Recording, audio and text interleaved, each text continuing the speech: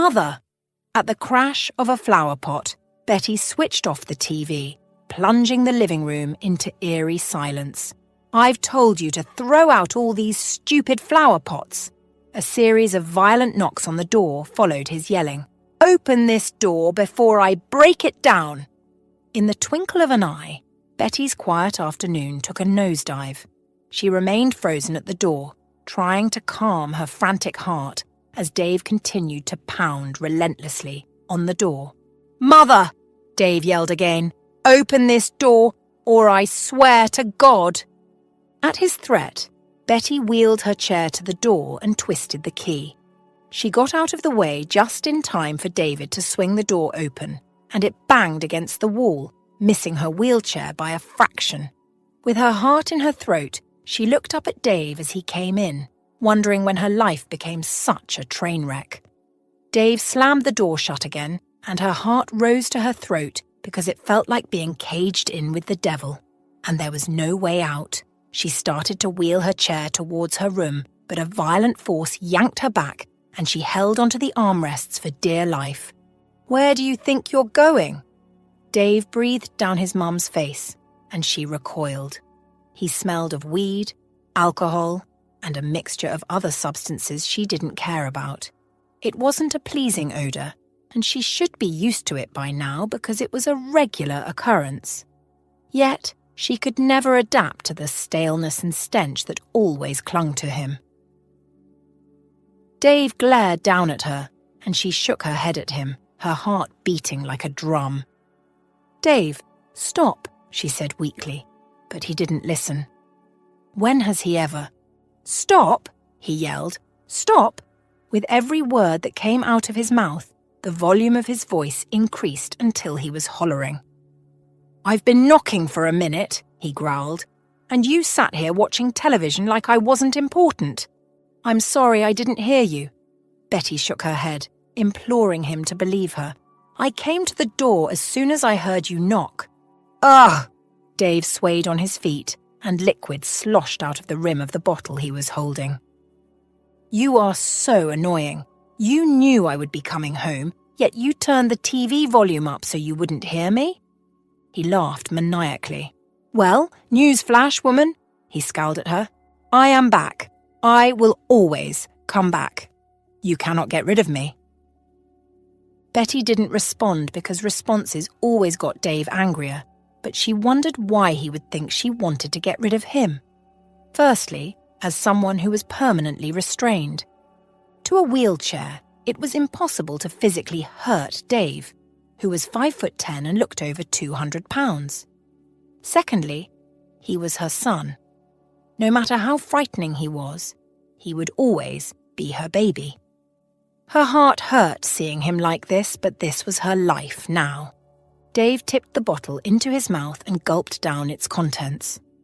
I wish you would die, he said, holding her gaze again. Although she didn't respond, Dave got even more furious. I wish you would die, he said. Why won't you just die so I can be free of you? Betty shrunk into the wheelchair as Dave stalked towards her, his eyes wild with hate. Since becoming a teenager, she and Dave never had a great relationship. He preferred to toe the wrong side of the law, and she would always restrain him with words and actions. This made him detest her. It became worse when she got into an accident 5 years ago and became paralyzed. It put her at Dave's mercy, and he showed just how much he hated her.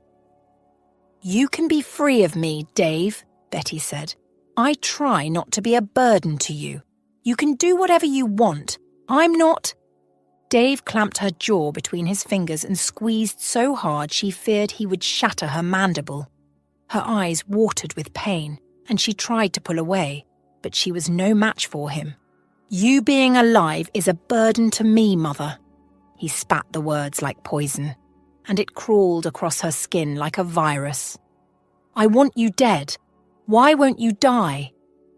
His words were harsh, but Betty didn't let it sink into her skin. It bounced off, only chipping at the surface. I still have a lot to live for.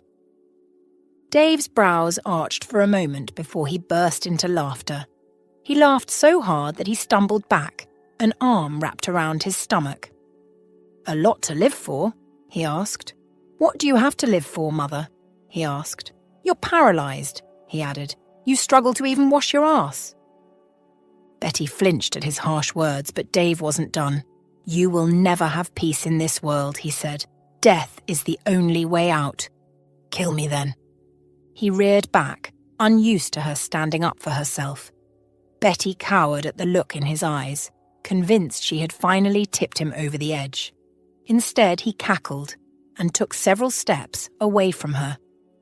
"Maybe one of these days," he said, "maybe one of these days, I'll look at you and finally decide your time is up."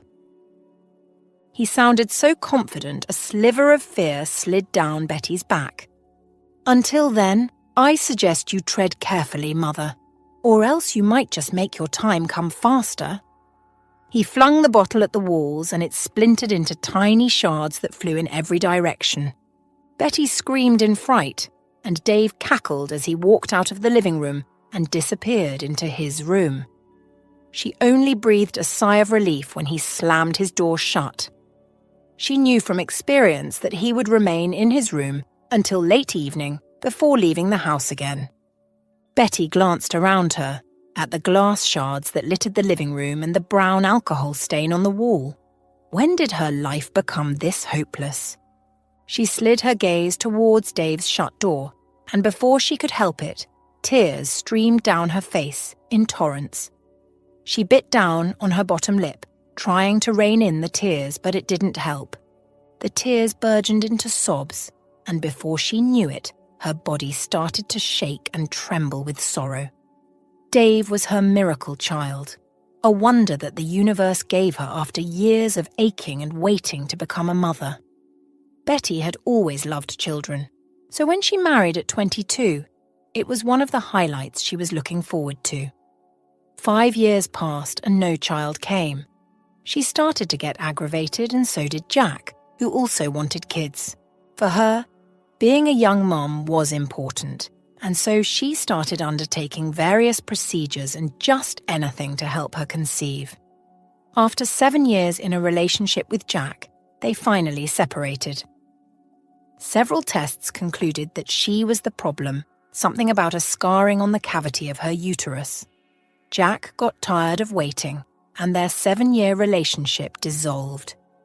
At the time, she was already 27 years old and desperate for a child. It didn't matter if it was a girl or a boy. Nothing else mattered except having a child of her own. Her desperation pushed her into another marriage, and this time it was with Harley. While she had loved Jack, she barely tolerated Harley, but he was a man, and she needed him to give her a child. She was already on medications, and the doctors said there was a chance she could conceive. She didn't. After 5 years with Harley, they separated without children. These were years of pain, suffering, aching, and waiting. Yet it yielded no results. That same year, she fell into depression, which led her to become an alcoholic. She turned to alcohol to drown her pain and was constantly drunk, so she didn't have to think about how she was almost 40 without a child of her own. All her friends already had kids, and some were getting ready to be grandparents even. Months after her separation from Harley, she met Zane at a club, and they formed a casual relationship, only meeting up weekly to satisfy their sexual urges. Months after meeting Zane, she fell ill and headed to the hospital for a test. To her shock, the doctor told her she was pregnant. Even now, 21 years later, she could still remember how ecstatic she was. Of course, when she told Zane he disappeared, it hurt, but no one could really blame him, especially since they were only together for the sex. She didn't even know his last name or where he lived. He wanted her to terminate the pregnancy, but Betty blatantly refused. There was no way she would do that, not after waiting forever for this child. Throughout the pregnancy, Betty feared something would go wrong, but David arrived 9 months later as a healthy baby boy. Her world was finally complete, and Dave became the center of it. He never lacked anything, as she would rather starve or suffer to afford anything he wanted. Growing up, Dave had the best toys and ate the best food. On his birthdays, she threw the largest parties to celebrate his existence. It was just her and Dave, so they were as close as a parent and child could be, especially since he knew he had her wrapped around his fingers. All he had to do was ask. Trouble started setting in when Dave grew into his teenage years. Some days he would disappear from home and not return until almost a week later. Then there was him missing classes, failing tests, and generally being a nuisance to everyone, especially his mother. In the beginning, Betty was so hurt. She didn't understand why Dave would not listen to her, or why he would yell at her and break things whenever he didn't get his way. At 15 years old, Dave dropped out of school and started doing hard drugs. He would smoke until the house was thick with smoke, and then drink until he could no longer stand on his own. It was at the time Betty knew that something had gone wrong with him, but it was too late to fix it. She was afraid to speak to him because whenever she did, he always got violent. He never hit her, but she always felt like one day he would. The day came in that same year, a few months after her accident. Dave had been involved in a small-scale mall robbery and was identified by the store owner, Mr. Jenkins. Before calling the police, Jenkins called and threatened that he would make sure Dave was arrested and locked up if his stolen items weren't returned. She tried to talk to Dave, but as usual, he wouldn't listen. Rather than risk him being arrested, she got a check and headed to Jenkins' store. On her way home after the refund, her car was T-boned by a truck, and Betty woke up in the hospital in pain. The accident paralyzed her from the waist down, and she spent 6 months in the hospital to get her life back.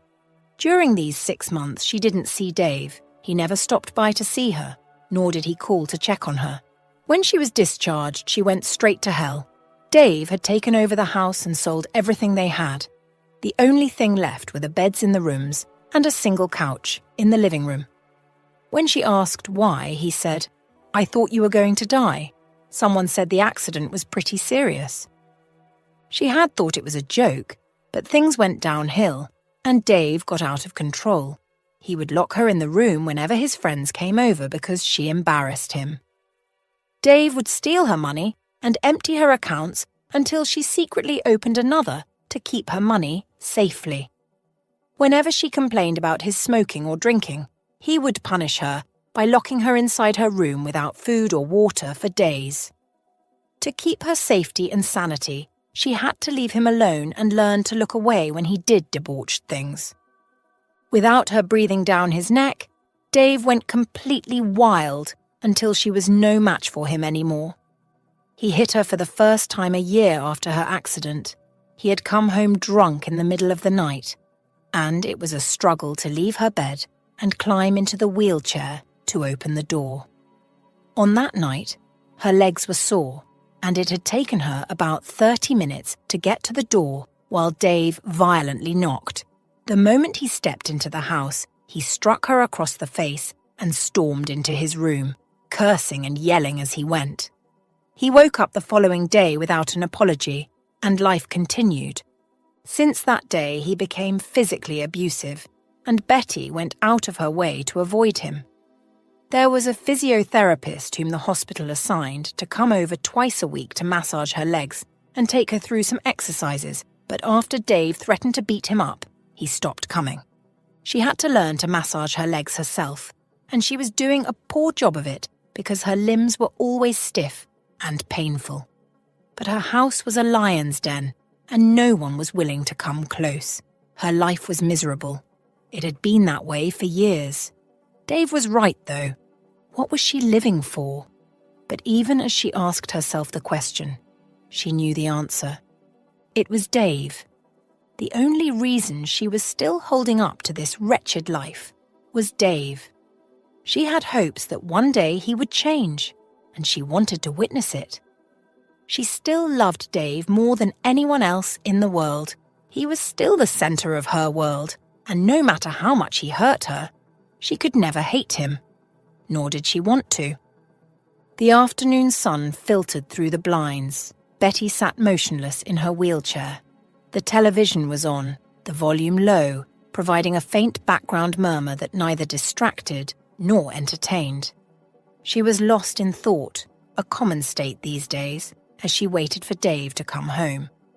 For years, Betty had wrestled with the reasons behind his aggression, initially believing that her excessive leniency had spoiled him. During a particularly fierce argument, Dave's painful accusation rang out. "You just don't get it, do you, Mum?" Dave's voice was thick with anger. "If you were actually a good person, maybe I'd have a dad." Betty's heart clenched. Dave's words sliced through her, raw and accusing. She remembered the countless times he had inquired about his father as a child, the innocent eyes filled with curiosity. Now those eyes were hard and accusing. The truth was that Dave had never known his father. As a child, he frequently peppered Betty with questions about the man, but she, hindered by the shadowy circumstances of her pregnancy, had little information about whether his father was even alive. She had always deflected these inquiries, hoping to shield both Dave and herself from the painful void his absence created. I've always done the best I could for you, Dave," Betty stammered, her voice barely a whisper. She gripped the arms of her wheelchair, feeling trapped not just by her physical limitations, but by the past she had tried so hard to bury. "I never knew much about your father. After he left, Stop lying," Dave interrupted, slamming his fist against the wall. "I know there's more. You always dodge the truth." Betty flinched, the loud bang reverberating like a gunshot in her ears. She took a deep breath, the weight of years of secrecy pressing down on her.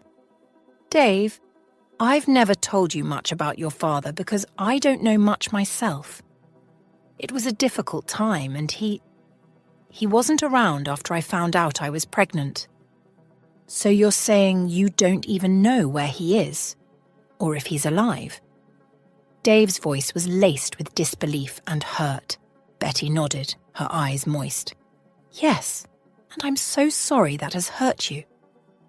Dave looked away, his jaw clenched.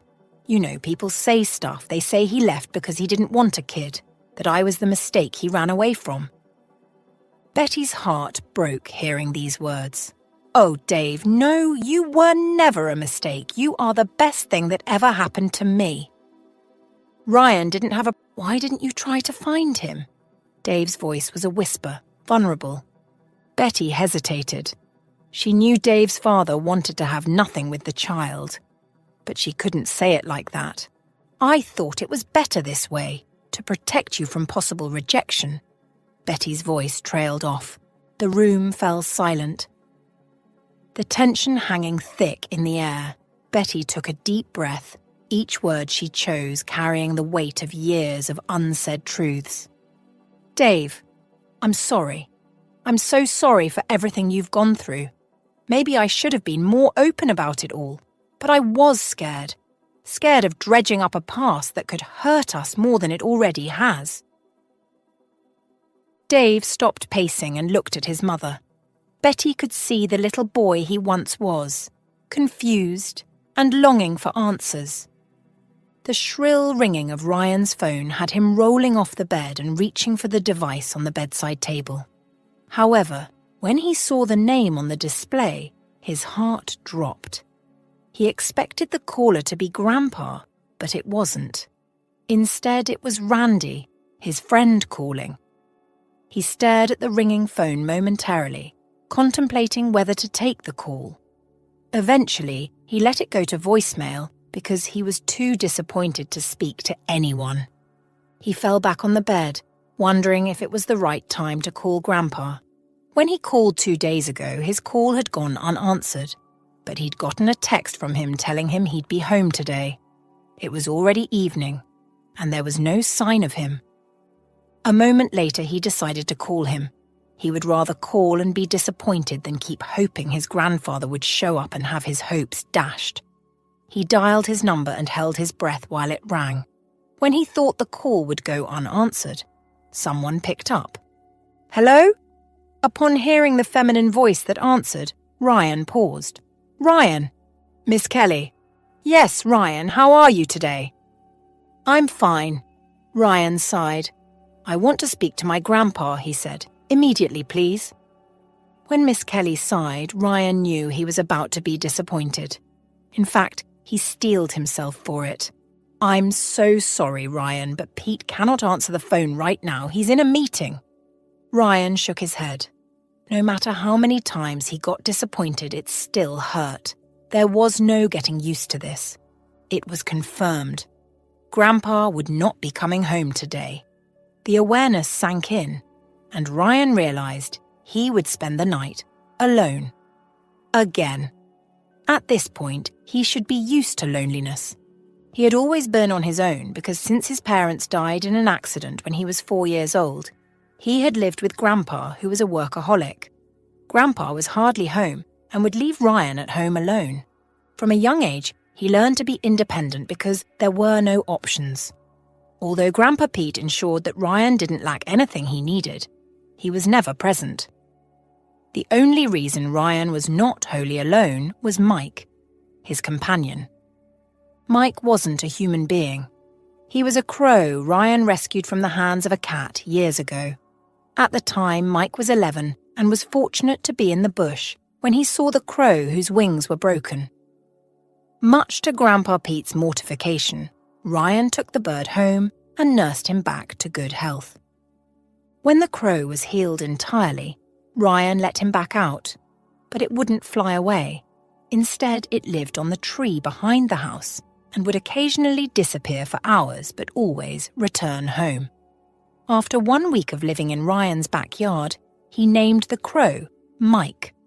Having experienced utter loneliness with Grandpa Pete, Ryan appreciated Mike's presence and would take him everywhere and teach him things. He had been begging Grandpa for a dog, but when Mike came, he didn't want one anymore. Mike was everything he needed in a pet. Whenever Grandpa wasn't home, Ryan would bring Mike into the house and teach him tricks, using nuts as treats. Everyone advised him against getting too close to Mike, claiming that crows are wild birds and that one day Mike would fly away and never return. It's been 10 years, and the most Mike has been away from home is one day. He always came back.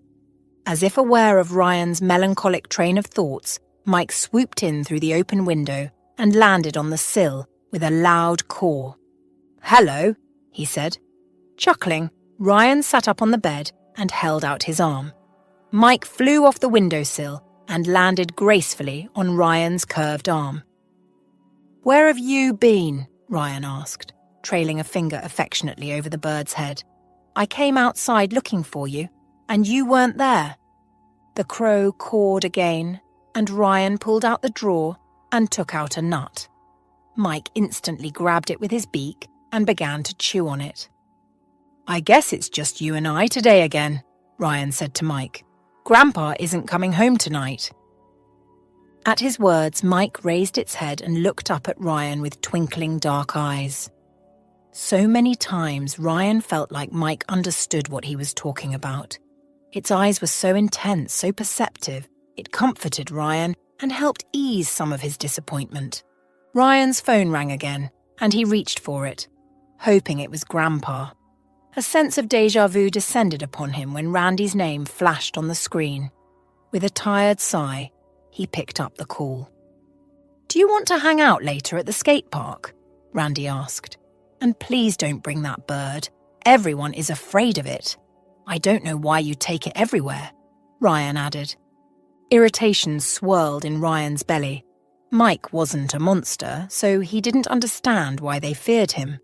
The statement annoyed him so much that he decided not to see Randy at all. "Sorry, Randy, I can't make it to the park today." As if on cue, Mike coughed, and it was a perfect mimic of the human cough. Ryan bit back a laugh.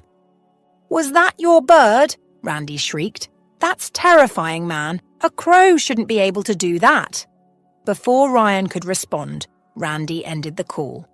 Ryan burst into laughter while shaking his head at Mike, who cawed and flew off his arm towards the window. Growing up with Mike gave him enough time to teach the bird so many tricks. Astoundingly, the bird picked up many human words and cues. It was terrific. Ryan pushed off the bed and stretched his tired limbs, his stomach rumbling with hunger. "Come on, Mike." He walked out of the room and headed to the kitchen. "Let's make ourselves dinner." Ryan didn't remember his parents much, and the thought saddened him. He had vague memories of parents who doted on him, and then there was the terrible accident that claimed their lives. Most of his memories started in Grandpa's house, and there was nothing special about those until Mike came into the picture. Ryan did not doubt that Grandpa Pete loved him and always ensured he provided everything he needed. But Ryan had come to realize that he needed more than gifts and money. He wanted companionship. He was so affected by the loneliness he grew up in that he no longer knew how to make friends. Even in school, he alienated everyone and preferred his own company. He would be in college in a few years, and Ryan hoped he could get over his antisocial tendencies before then. Above all, he wished he and Grandpa would be able to spend more quality time together until he had to move away. "Mother!" Betty jumped, her heart expanding painfully in her chest. Whenever Dave called her this way, it was a prerequisite for something terrible. It was only 9 in the morning, and she had yet to leave the bed. These days she realized that mornings were drearier than usual. The setting of the sun only brought pain and sadness, and it was becoming apparent that life wasn't going to get any better. "Mother!" Dave banged the door again. "Don't make me come in there." "I'm coming," she said weakly, and pulled herself out of bed and into the wheelchair. Her body felt heavier, and the dead weight of her legs made it almost impossible to carry herself. Yet she persevered through the pain and finally settled into the chair. "That's it!" Dave yelled from the other side of the door. "I'm coming in!" Before Betty could respond, she heard a loud bang as the lock gave way and the door swung open, hitting the wall with an explosive crack. Dave stood in the doorway, his eyes wild with anger, and when they rested on her, it felt like the devil himself had taken over him. She wheeled her chair back, but it hit the edge of the bed, blocking her escape. "Why isn't there breakfast in the kitchen?" Dave stormed into the room, and when he got closer, Betty noticed a lit cigarette in his hands. It was barely noon, and he was already drunk. He stopped before her and grabbed her with the other hand, tightening and tugging until tears sprang to her eyes. "I could not get out of bed because my legs hurt," she cried. "Please let me go."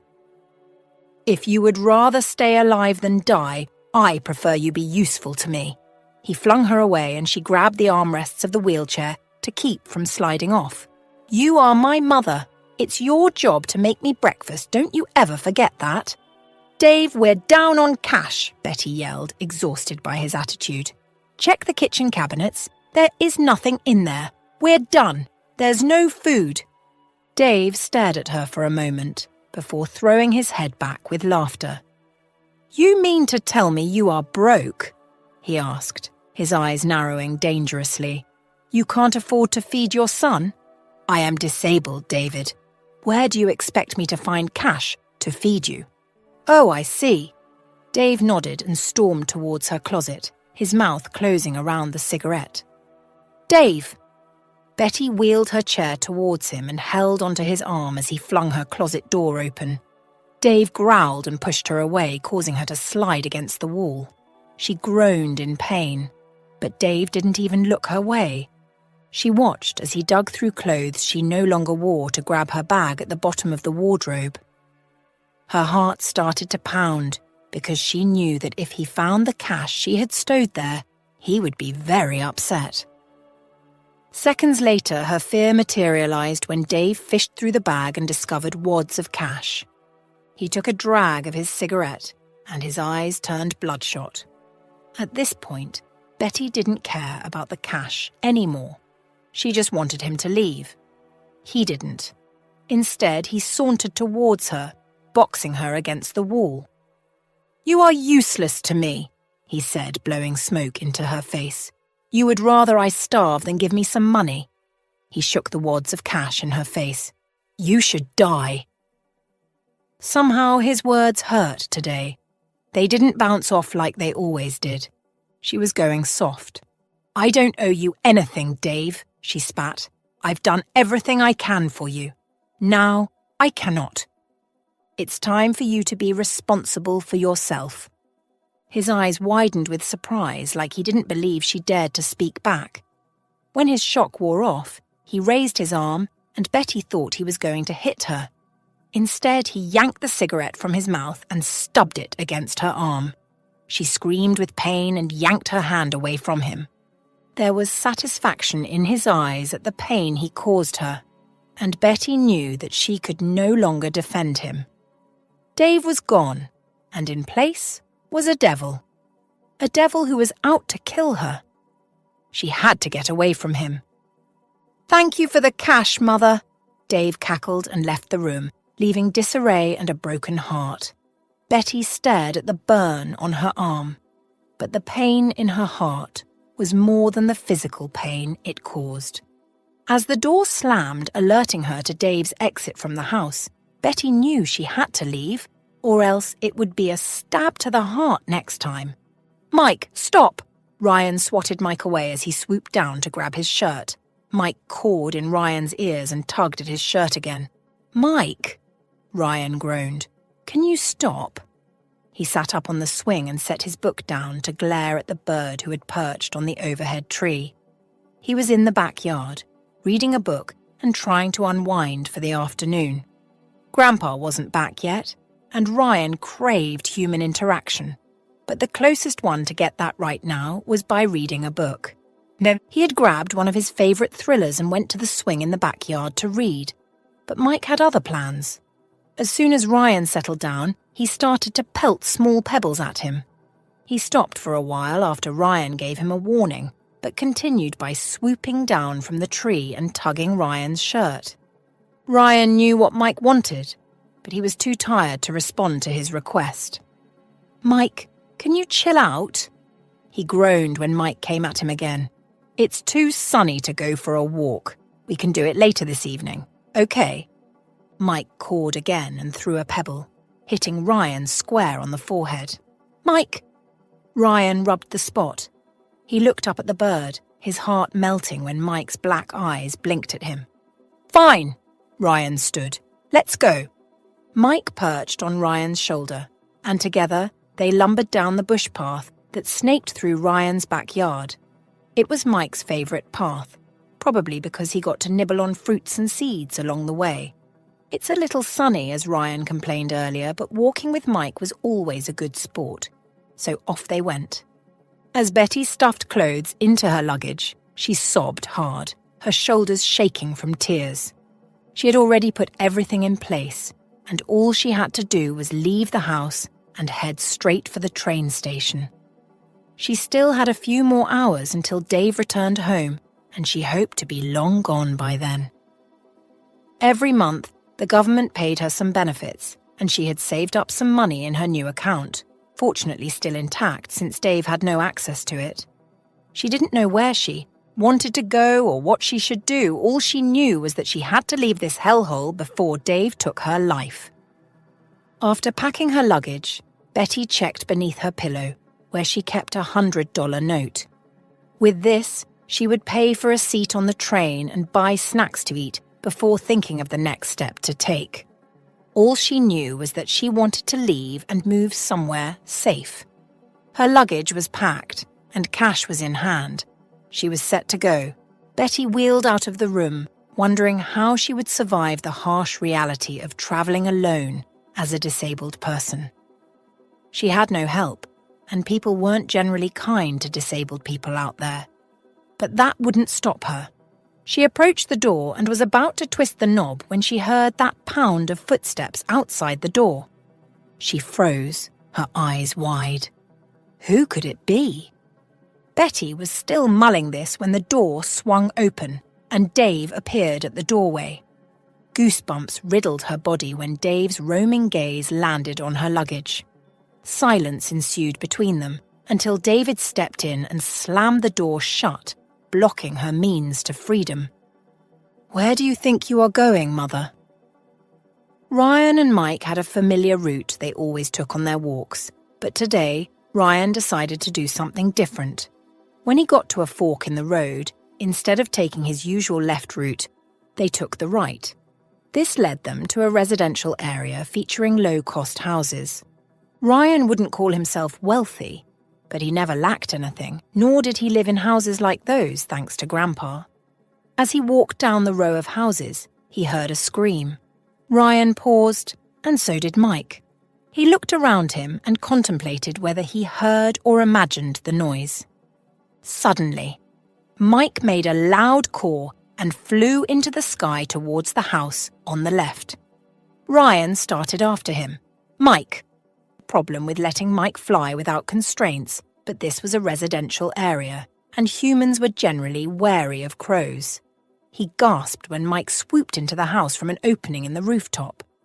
As Ryan hurried to the house, he heard screams from within, followed by loud caws that were obviously from Mike.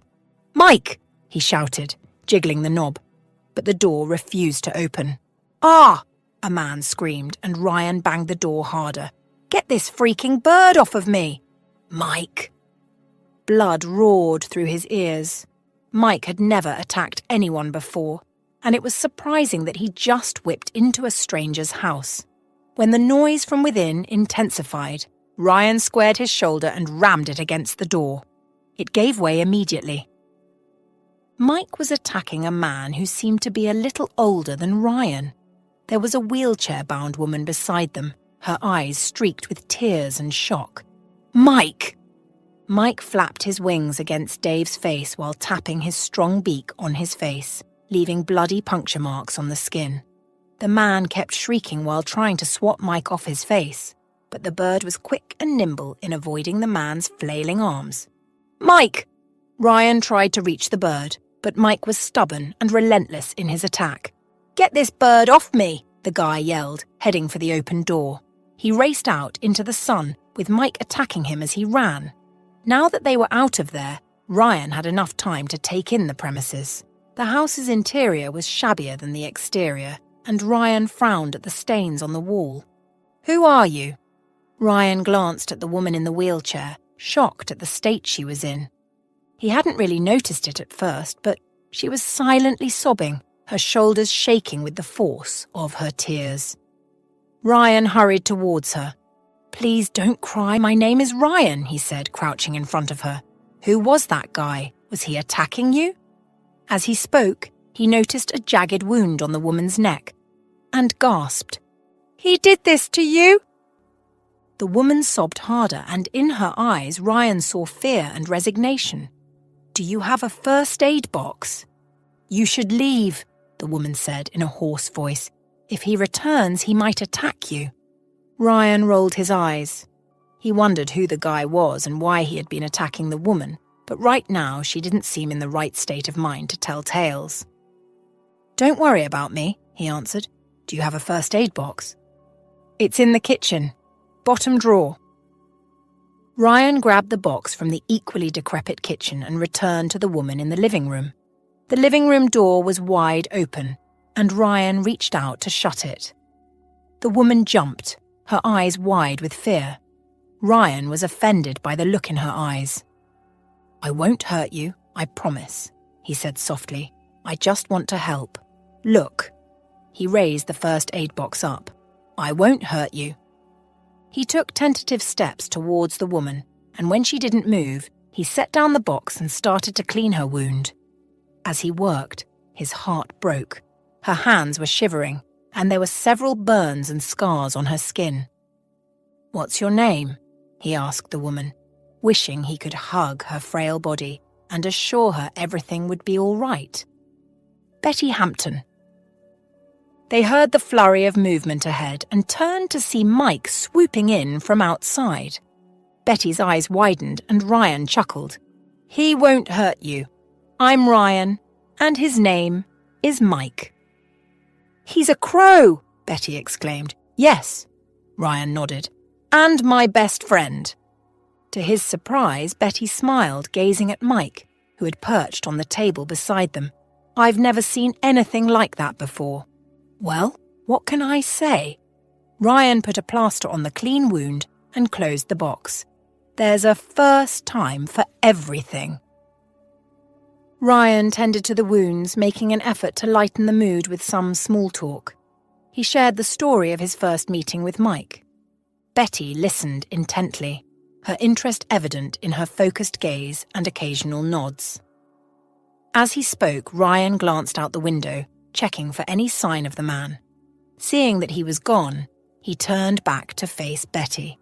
For a moment, he simply stood in silence, searching her expression for a reaction, the weight of their situation momentarily suspending further conversation. Betty sighed and wheeled her chair to the open window adjacent to where they stood. Ryan walked towards her but still gave her space to be alone. That was my son, she said in a soft voice. His name is Dave. Ryan said nothing, and the woman shook her head. He would have hurt me really bad or even killed me if you didn't come in. Why? Ryan could no longer hold back. What did you do to him? The woman turned her chair towards him. I birthed him. What? Ryan frowned. What do you mean? I don't want to burden you with my story, Ryan, she said. Don't worry about me. Ryan shook his head and closed the distance between them. He was attacking you. I want to know why. By the time Betty finished her story, Ryan was visibly angry. He retrieved his phone from his pocket and started to call the police. Betty's eyes widened when he put the phone to his ear. What are you doing? She asked. I'm calling the police, he said, and she started to shake her head, tears falling down her face. No, they're going to take him away. They need to take him away, Ryan said unapologetically. For your safety, please. When Betty didn't respond, Ryan reported the ordeal to the police and had Betty call out the address. When the call ended, he smiled at her. Betty was broken. I'm a terrible mother. I caused this. I should have raised him better. It's not your fault, Betty, Ryan argued. You gave him everything he needed. You did your best. It's time for him to face the consequences of his actions. Betty looked into his eyes, a frown on her face. How old are you, Ryan? I am 17. She smiled, but the gloominess remained in her eyes. Your mother must have done something right. Ryan smiled. I wish I had one. What do you mean? Her eyes shone with genuine curiosity. I don't really remember my mother, Ryan answered. She died when I was 4. I lost my dad too in the same accident. She gasped and reached out to smoothen the back of his hair. It was such an affectionate and motherly touch that Ryan almost leaned into it. I'm so sorry, she said. That must have been so sad. I guess. Ryan shrugged. I don't really remember them, but I always wish they were here. He rose to his feet and looked around the room. The floor was scattered with broken glass shards, and there was a deep brown stain on the floor, and just a general disorder that made his skin crawl. He couldn't believe that Dave had lived here with his paralyzed mother and let her fester in all this dirt. I'm going to clean up a little, Ryan said. No, Betty shook her head. I can't let you do that. Come on, Ryan laughed. Let me help, please. Before Betty could argue further, Ryan fetched a sweeper from the kitchen and started to wipe dirt on the floor. Betty remained at the window, looking out with glassy eyes that told stories Ryan did not fully understand. By the time the police arrived, the house looked a little cleaner. The stains on the wall could not be cleaned, but the room appeared better. Betty told the police everything that happened and how Dave would always attack and abuse her. Ryan was a witness to the recent abuse, so he gave his statement and the police promised to take up the case. You can't leave her alone, Ryan said when the policemen started to leave. Dave could return. He's very violent and he tried to kill her." The policeman smiled. "We will send a patrol team to secure the house tonight. Don't worry, we've got this." "Why are you helping me?" Betty asked when the policeman left. She looked genuinely confused and didn't understand why Ryan was helping out. "I just want to," Ryan said. "You need help." Ryan stayed with Betty until the police returned 2 hours later. Betty got the news of Dave's arrest the following day. She was still lying in bed when someone knocked on her door. At first, she was terribly afraid, thinking Dave was back to torment her. But then she remembered that the police were on watch outside her door, and there was no way Dave would get in without notice. She wheeled her chair to the door, wrapping shaky fingers around the armrests of her wheelchair as she went. "Who is it?" "Officer Jack." "Good morning, ma'am." "Oh." Betty heaved a sigh of relief and pulled the door open. Officer Jack was one of the officers who questioned her yesterday, and he bowed gently when he saw her. "How are you today, Mom?" "I'm fine." Betty forced a smile on her face. Was she really fine? She wasn't sure. Since Ryan left last night, she had been floating on a cloud, her feelings locked away. She hadn't allowed herself to feel for Dave because she knew she would cry if she did. "Your son Dave has been arrested," Officer Jack said softly. Betty waited until the officer entered the vehicle and drove away before shutting the door. Alone, she realized it would be this way for a long time. No longer would she fear Dave barging into the house drunk and violent. She no longer feared being locked in her room because Dave was offended by something she did. She was truly alone now, and somehow it felt refreshing. When she realized she didn't feel pain or loss, tears sprang to her cheeks. Was she that terrible as a mother that she couldn't even feel an iota of remorse for her son's arrest? She didn't have it in her to ask precisely what Dave would be charged for, but from the look of things, it would be a lot. A loud squawk jarred her out of self-deprecation, and as she frowned, pondering what the noise could be, a knock sounded at the door. Betty froze, and when she remembered Dave could never show up at her door again, she relaxed. "Who is there?" "It's me, Ryan, and Mike." Excitement replaced the deep sadness inside her, and she hurried to the door. "Ryan!"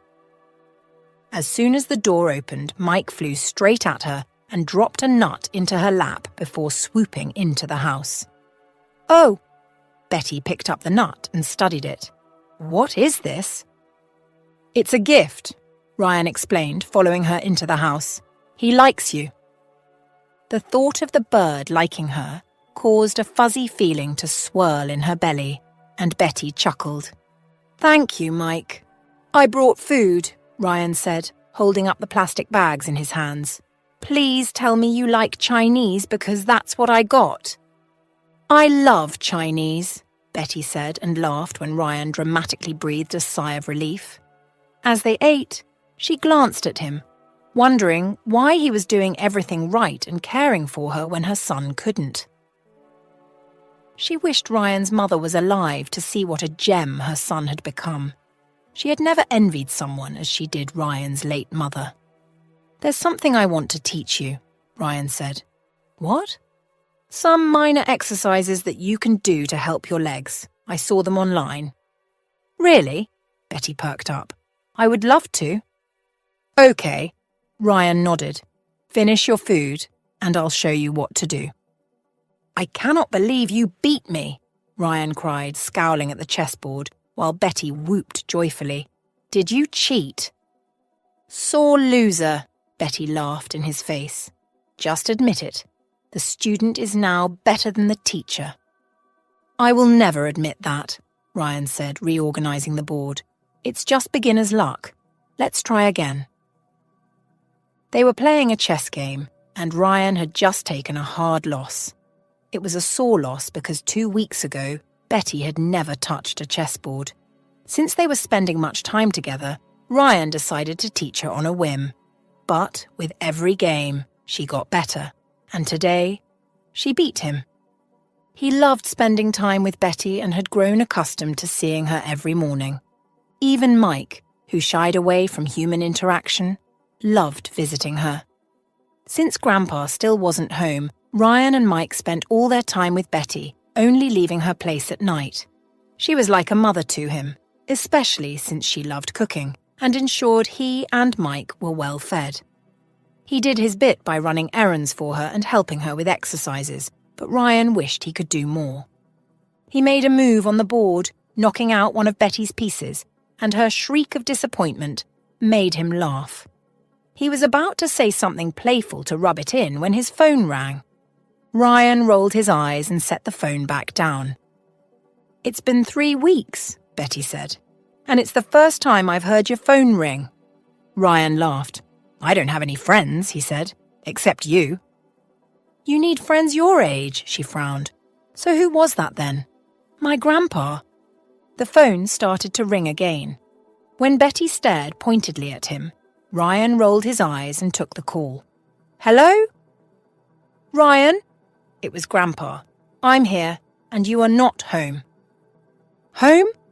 Ryan sat up. "You're home?" "Yes, I wanted to make it a surprise," Pete said. "Where are you?" "I'll be home in a few minutes," Ryan said. "See you soon." "Your grandpa is back." Betty clapped for a moment, then stopped. "Why don't you look excited?" "I am." Ryan leaned back. Ryan didn't want to tell her that he didn't want to leave her alone. He was worried for her. Betty sensed his hesitation and reached out to ruffle his hair. "I'll be fine. Don't worry. Go home." Grandpa Pete hugged Ryan tight before turning to ruffle Mike's wing for a moment. "It's so good to see you." "It's good to see you too, Grandpa." Ryan followed him to the couch where they sat side by side. "How are you?" "I'm fine." Pete sighed. "I wanted to surprise you with my presence. Where have you been? You never leave the house. Do you have friends now?" "Well," Ryan smiled, "she's not my friend, but Mike and I have been spending lots of time with her. She's a nice woman." "Woman?" When Grandpa Pete looked horrified, Ryan quickly held out his arms. "No, it's not like that," he said, explaining the ordeal between Betty and Dave. When he finished, Grandpa Pete looked livid. "Oh, wow. Well, I'm glad she's safe," Grandpa said. The following day, Ryan set out with Mike to see Betty. Throughout yesterday, he had fun with Grandpa, but part of his mind stayed on Betty. She was alone, with a body paralyzed from the waist down. Although she always insisted that she could do everything, Ryan didn't think she had to. He arrived at her door, and when she opened, the excitement in her eyes was contagious. "Ryan!" Betty's voice rang out like a soft bell. She stretched her arms wide, her smile spreading warmth through the room like the summer sun. As Ryan stepped closer, she wrapped him in a tender embrace, her presence as comforting as a soft blanket on a chilly evening. Her scent was a soothing mixture of honey and blooming lilacs that seemed to seep into Ryan's soul. For a moment, he almost climbed into her lap, driven by an overwhelming sense of belonging and peace. Betty's hugs felt like a safe haven, a place where worries couldn't reach him. Betty always had a way of making every visit special, thanking him with genuine affection for coming into her life and brightening her days. "Oh, Ryan, thank you for this joy you bring," she would say, her eyes twinkling. Each time she expressed her gratitude, Ryan blushed, his cheeks tinged with a shy red. Deep down, he felt a surge of emotions, knowing it was he who was truly grateful. Caring for Betty had opened a new chapter in his life, one filled with unexpected joys and the discovery of feelings he hadn't known before. The more time he spent with her, the more he realized how much warmth Betty brought into his life. Sometimes, as they sat together, with Betty's stories filling the air, Ryan caught himself thinking that this must be what it felt like to have a mother. Her laughter, her gentle scolding, her endless optimism. Betty embodied all that and more. One day, Ryan came very early in the morning, which was unusual. Betty greeted him and led him into the living room. "I probably won't be able to stay for long today," he sighed, "but I had to come see you. How are you?" "I'm fine." She looked fine. Her eyes no longer held sadness, and for Ryan, that was the best part. The room was filled with a quiet tension, broken only by the sound of Ryan's uneven breathing. Betty, sensing his discomfort, furrowed her brow in concern. Her voice was gentle, filled with worry. "Is everything okay, Ryan?" she asked. Ryan looked at Betty, his eyes betraying a mix of fear and sadness. He opened his mouth to speak, paused, and then, with a visible effort, pushed the words out. "I think we're moving to another town soon," he admitted, his voice quivering slightly. "It's my grandpa's job. They're transferring him to another office and it's far from here," Ryan explained, his gaze dropping to the floor. Betty motioned for Ryan to come closer. As he approached, she opened her arms, offering him a warm embrace. "Come here," she said softly. Ryan stepped into her arms, and Betty hugged him tightly, feeling his body tremble with held-back tears. She patted his back soothingly. "It's okay, Ryan," she whispered. "I'm thankful for everything you've done, and I will never forget that." As they separated, Betty saw the tears rolling down Ryan's cheeks. Her heart ached for him, knowing how much she became almost like a mother figure for him. Their quiet moment was interrupted by a sharp knock at the door. Betty turned her wheelchair towards it, puzzled. Who could that be? She wondered aloud. Ryan wiped his eyes quickly and looked towards the door. "It's probably Grandpa Pete," he said, trying to compose himself. "I asked him to pick me up here." Betty rolled towards the door and opened it, to find a tall, grey-haired man outside. He was distracted, speaking into his phone with a businesslike tone. Ryan glanced at his grandfather and let out a soft sigh. Even at this moment, work seemed to consume him. Ryan raised his voice, cutting through the distance between them. "I'm almost done, Grandpa," he called out, his tone a mix of frustration and resignation. Ryan walked to the door. "I guess this is it for now," he said to Betty, trying to smile. Betty nodded and smiled warmly. "You go on, son," she said. At her words, Ryan felt his heart skip a beat. No one had ever called him son before. He paused in the doorway, his hand on the frame, as the word echoed softly in his ears. It was a simple word, but it carried the weight of all the affection and care that Betty had shown him during that short period they had known each other. He looked at her, his eyes glistening anew with tears. Betty smiled warmly, her eyes soft with understanding. She knew the impact of her words, having sensed the void in Ryan's life for so long. "You'll always have a place here, you know that, right?" she added, reinforcing her bond with him. Ryan nodded, unable to speak as his emotions swelled. He managed a small smile, his heart full. "Thank you," he whispered, his voice thick. The simplicity of the moment, the profound connection they shared, seemed to fill the room. At that moment, Pete finally turned around and looked down at Betty, who greeted him warmly. "Good morning, sir. How are you today?" she asked with a welcoming smile. Pete, caught slightly off guard, paused for a moment. His eyes widened briefly, taking in the sight of the woman who was in front of him.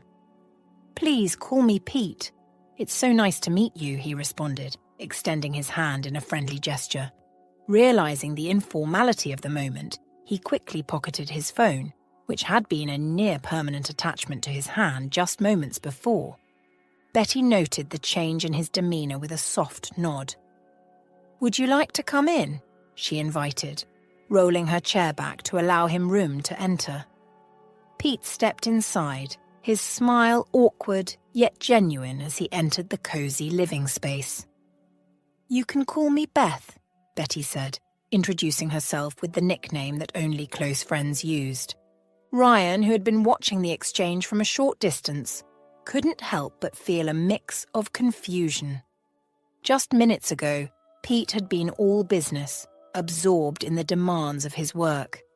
Now he seemed transformed, his attention fully on Betty, showing a softer side that Ryan rarely saw.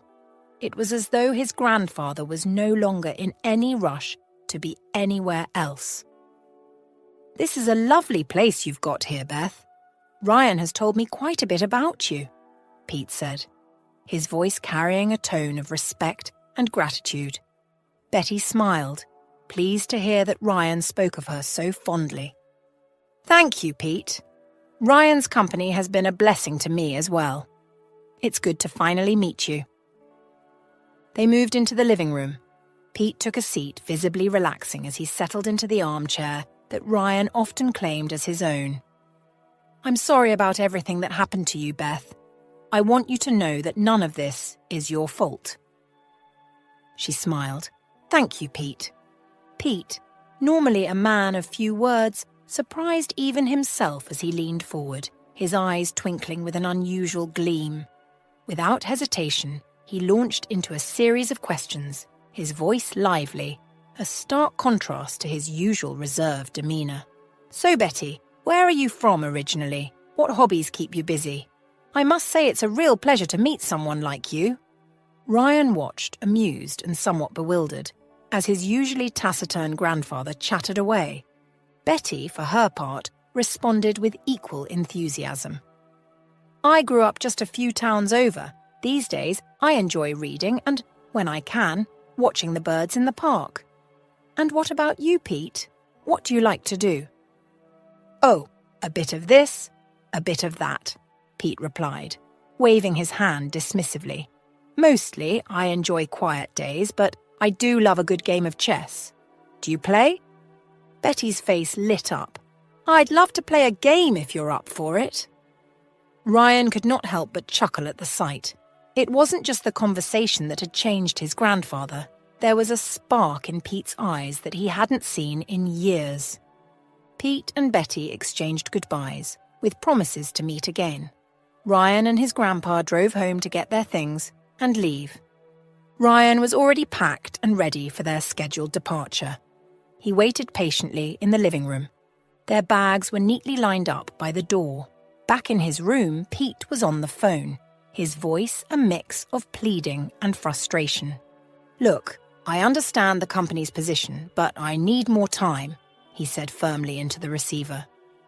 "Yes, I know what was agreed, but things have, well, they've changed for me here." Ryan heard bits and pieces of the conversation as he passed by Pete's room. Each time his confusion grew. His grandfather had planned this move for months, and now, suddenly, he seemed to be arguing to stay. Eventually, Pete emerged from his room looking a bit flustered but determined. "Something's come up," he muttered, more to himself than to Ryan, and then ducked back inside. "What do you mean, something's come up?" Ryan's voice held a tinge of concern as he followed Pete. Standing at the doorway, he saw his grandfather pacing. Pete stopped, sighed, and turned to face his grandson. "We might be staying, actually," he said, trying to sound casual. Ryan furrowed his brow. "Staying? Grandpa, what's going on? I thought you were looking forward to the move." Pete hesitated. Ryan suspected and smiled that Pete didn't want to admit that his sudden change of heart was linked to a particular woman he had just met. Instead, Pete fabricated a story about unresolved issues at work. "I'm trying to negotiate with my managers. They're considering keeping me on a bit longer here," Pete lied, avoiding Ryan's eyes. "It's all quite sudden, I know, but it might be for the best." Ryan nodded, trying to mask his amusement. "Okay, Grandpa, let's unpack then." Betty had only ever been in love once in her life, and that was with Jack, who left her after 7 years of infertility. Since then, she had been too busy fighting so many demons to fall in love.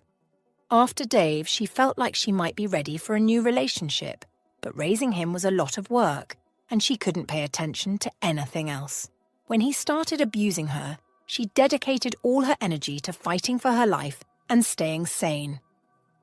Now that Dave was out of the picture, Betty was finally finding herself back, and the first thing she noticed was her newfound attraction to 60-year-old Peter Duncans, Ryan's grandpa.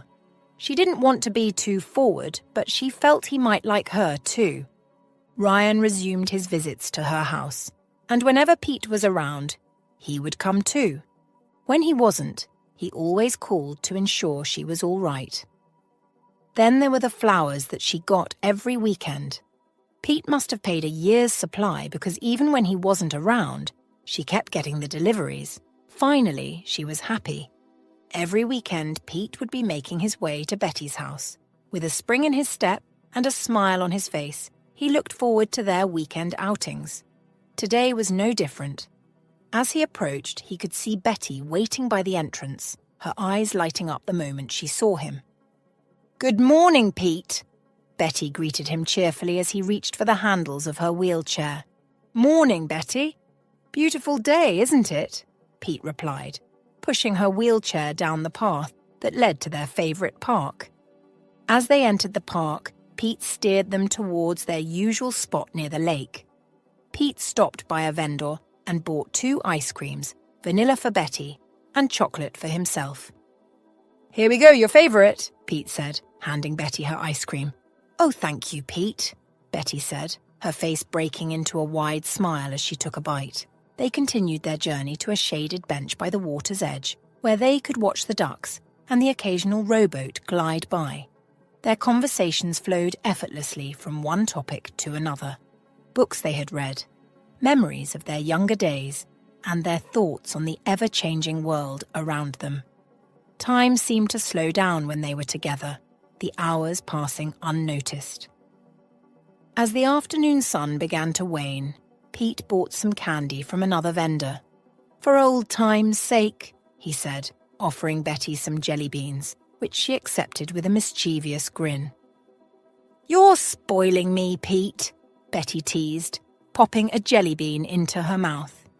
Pete shrugged, a playful glint in his eye. What are Saturdays for, if not for a little spoiling? Soon it became a ritual for them. The park, the ice cream, the candies, and the laughter. They wove these simple joys into the fabric of their weekends. One Wednesday there was a knock at the door, and Betty hurried to it, knowing it was Ryan and Mike. She no longer got scared to answer the door because she knew that Dave was far away. She was free. She had always wanted a son, and although the one she birthed proved to be a demon, fate compensated her with Ryan. She swung the door open expecting to see Ryan, but it was Pete. He stood at the door looking handsome in brown chinos, pants, and a t-shirt. Betty cried excitedly and led him inside. "I thought you wouldn't be back until next week." "I cancelled everything on my calendar," he said. "I needed to see you." Betty blushed.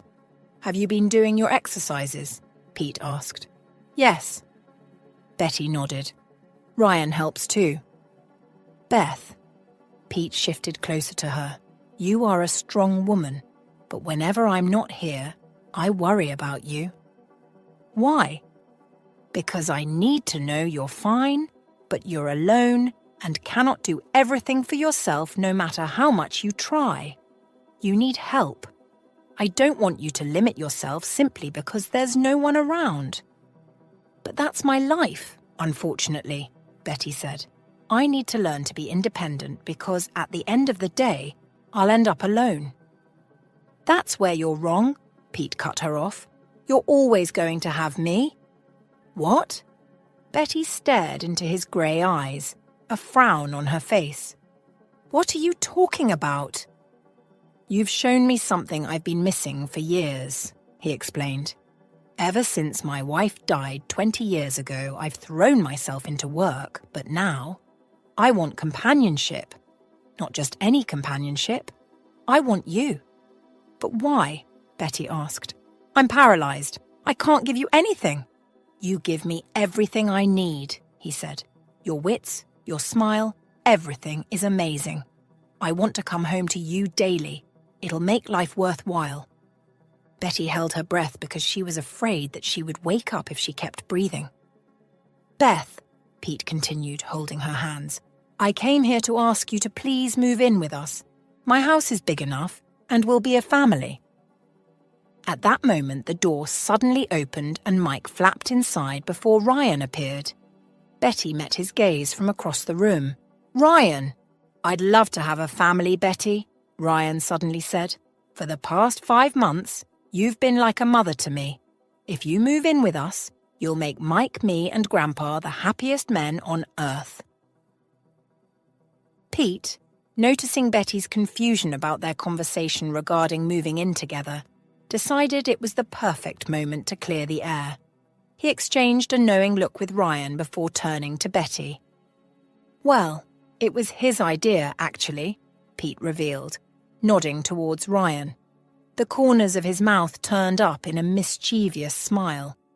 Betty looked from Pete to Ryan, her expression a mixture of surprise and curiosity. Ryan chuckled, stepping closer. "Yes, it was. You see, I've been giving Grandpa here a bit of a pep talk. I told him he should ask you to be his girlfriend, and even more than that, to consider moving in with us." Betty's eyes widened in astonishment, her cheeks tinged with a blush. "Oh my," she murmured, looking at Pete with newfound understanding and affection. Ryan nodded, smiling warmly at them both. "Grandpa's been happier than I've seen him in years, and I know he's happiest when he's with you. We'd love to have you with us, if that's something you'd want." Betty, touched by the sincerity in both their voices, felt a rush of emotions. Her eyes glistened. I would love that," she finally said, her voice soft but steady. Ryan watched the tender scene, feeling a profound sense of contentment. He had hoped for this outcome, knowing how much it would mean to all of them. "Let's go celebrate," Pete suggested, his voice brimming with excitement. "Dinner on me. Let's make this a day to remember." With smiles all around, a new chapter of their lives was just beginning. In their hearts, they carried the warmth of a family that was chosen, cherished, and united by deep affection and mutual